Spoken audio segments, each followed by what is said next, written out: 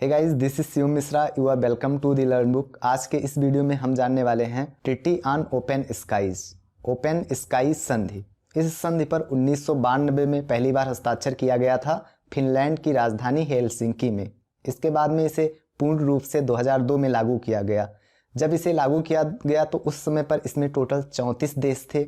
वर्तमान में इसमें से 2 देश बाहर जा चुके हैं। पिछले साल नवंबर 2020 में अमेरिका इस संधि से बाहर हुआ और अभी हाल ही में रसिया ने भी इस संधि से अलग होने की घोषणा की है। तो आइए इसके बारे में डिटेल में जानते हैं कि क्या है ये संधि, इसका लक्ष्य क्या था, कौन कौन से देश इसमें थे और वर्तमान में कौन कौन से देश इसमें रह जाएंगे, और जो अमेरिका और रसिया बाहर हो रहे हैं तो आखिर ये इसके पीछे क्या कारण बता रहे हैं इससे बाहर होने का। आइए देखते हैं।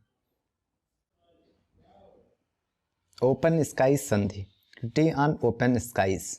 आइए देखते हैं। यह संधि सदस्य देशों की सीमाओं में सैन्य गतिविधियों की जांच के लिए गैर हथियार वाले निगरानी विमानों की उड़ान की अनुमति देती हैं। The treaty is designed to enhance mutual understanding and confidence by giving all participants a direct role in gathering information about military forces and activities of concern to them। और इसलिए काफ़ी पारदर्शिता होती है, जिससे जो कोई 2 देश होते हैं उनमें कोई पूर्वाग्रह नहीं होता है कि कोई दूसरा देश उनके खिलाफ षड्यंत्र रच रहा है, क्योंकि उनको उनके मिलिट्री बेसिस के बारे में पता होता है, वहाँ पे क्या एक्टिविटीज़ हो रही हैं उसके बारे में पता होता है। तो कोई पूर्वाग्रह पहले से बनाने का सवाल ही नहीं उठता है। The entire territory of a member state is open to observation। जो इंटायर टेरिटरी है, जैसे अमेरिका अभी तक इसका सदस्य देश था, तो जो अमेरिका की पूरी टेरिटरी है, अगर रसिया चाहे तो रसिया वहाँ पे पूरी उसकी टेरिटरी में ऑब्जर्वेशन कर सकती है। उसकी मिलिट्री बेसिस कहाँ पे हैं, वहाँ पे क्या क्या एक्टिविटीज़ चल रही हैं, कोई ऐसी एक्टिविटीज़ तो नहीं चल रही है जो रसिया के खिलाफ हो। तो इस तरह से इन कोई भी 2 कंट्री होंगी उनमें कोई पूर्वाग्रह नहीं रहेगा पहले से।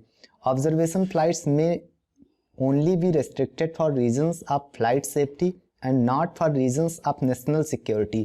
जो फ्लाइट्स होती हैं, ऑब्जर्वेशन फ्लाइट्स होती हैं, उनको रेस्ट्रिक्ट किया जाता है केवल फ्लाइट की सेफ्टी के लिए। कोई भी कंट्री अपने नेशनल सिक्योरिटी का हवाला दे करके उन ऑब्जर्वेशन फ्लाइट्स को रेस्ट्रिक्ट नहीं कर सकती है अपनी कंट्री में जो इसके सदस्य देश हैं। इसका लक्ष्य था, जब इस ट्रीटी पे साइन किया गया 1992 में, अभी इसके बारे में बात करेंगे, तो इसका लक्ष्य निर्धारित किया गया था कि सदस्य देशों के बीच में विश्वास को बढ़ाना और परस्पर सहयोग से अंतर्राष्ट्रीय स्थिरता को मजबूती प्रदान करना।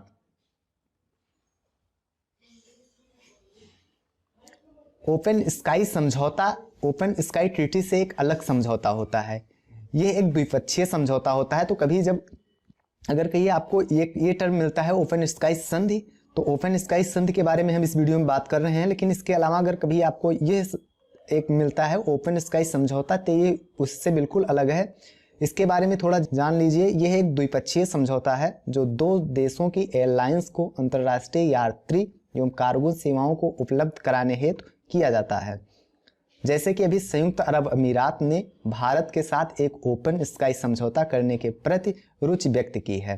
तो ओपन स्काई समझौता एक अलग चीज होता है और ओपन स्काई संधि एक अलग चीज है।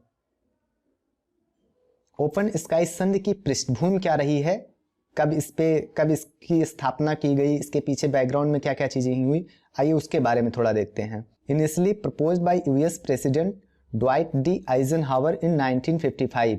आइजनहावर उस समय पर यूएस के राष्ट्रपति थे और उन्हीं के द्वारा ये प्रपोज किया गया था 1955 में कि इस तरह की एक संधि होनी चाहिए, लेकिन उस समय पर यह संधि नहीं हो पाई थी।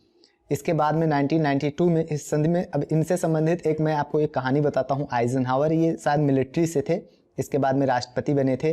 तो 1955 के आसपास में ही जो यूनाइटेड किंगडम था, यूनाइटेड किंगडम के प्रधानमंत्री थे विंस्टन चर्चिल। तो विंस्टन चर्चिल की उस समय पर तबीयत खराब रहा करती थी और एक द्विपक्षीय वार्ता होने वाली थी अमेरिका और यूके के बीच में।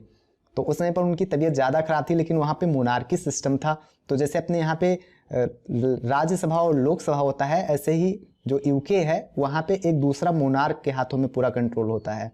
तो उन्होंने विंस्टन चर्चिल ने अपने आसपास के लोगों से बता रखा था कि जो महारानी एलिजाबेथ द्वितीय हैं उनको ना पता चलने पाया कि मेरी तबीयत इतनी खराब है। वो बता रहे थे कि बता दीजिए कि कोल्ड लग गई है। तो महारानी एलिजाबेथ ने आइजनहावर को एक पत्र लिखवाया कि आप आइए, यहीं पे बायलैटरल टॉक होगी यूके में ही। तो आइजनहावर की एक ऐसी छवि थी कि महारानी एलिजाबेथ द्वितीय ने काफ़ी सारी उनकी जो बायोग्राफीज थी उनको मंगवाया उसको पढ़ने के लिए कि थोड़ा इनको प्रभावित कर सकें, लेकिन वो एक्चुअली बैठक हो नहीं पाई। किसी कारणवश आइजनहावर को किसी दूसरे काम में उस दिन व्यस्त रहना पड़ा, इसलिए वो वहाँ पे जा नहीं पाए। तो उस तरह से वो बायलैटरल टॉक हो नहीं पाया। लेकिन ये काफ़ी इंटरेस्टिंग कहानी है। विंस्टन चर्चिल, महारानी एलिजाबेथ द्वितीय और आइजनहावर तीनों इसमें हैं। तो ये एक कहानी थी। अब आइए हम अपने टॉपिक पे चलते हैं। तो आइजनहावर जैसे वहाँ पे जा भी नहीं पाया और 95 में इन्होंने प्रपोज किया, लेकिन वो ऐसा कुछ बन भी नहीं पाया। इसके बाद में 1992 में फिनलैंड की राजधानी हेलसिंकी में हस्ताक्षर किए गए इस संधि पर पहली बार the agreement was signed in Helsinki Finland on March 24, 1992। यह संधि वर्ष 2002 में पूर्ण रूप से लागू हुई। तो जिस समय पर इस संधि पर हस्ताक्षर किए गए थे उस समय पर टोटल 34 हस्ताक्षरकर्ता देश थे, इसमें अमेरिका और रूस सहित। अमेरिका और रूस अब दोनों इस संधि से अलग हो चुके हैं। किर्गिस्तान ने भी इस संधि पर हस्ताक्षर किए थे, परंतु इसे पूर्ण रूप से लागू नहीं किया गया है। भारत इस संधि का हिस्सा नहीं है। तो ये टोटल 34 कंट्रीज हैं जो कि इस संधि में हैं। इसमें अभी भी कुछ महत्वपूर्ण कंट्रीज बचेंगी रसिया और अमेरिका के बाहर होने के बाद भी, जैसे कि France, Germany, United kingdom, Italy. इस तरह से ऐसे कई कंट्रीज अभी भी इसमें काफ़ी महत्वपूर्ण कंट्रीज हैं और ये काफ़ी बेहतरीन ट्रिटी थी। अब ये तो अमेरिका और रसिया वाले ही जाने कि वो क्यों आखिर बाहर जा रहे हैं इस ट्रिटी से। आइए अब अभी तक तो आप जान ही चुके होंगे कि आखिर चर्चा में क्यों है, लेकिन आइए थोड़ा सा और डिटेल में जान लेते हैं कि ये चर्चा में क्यों है।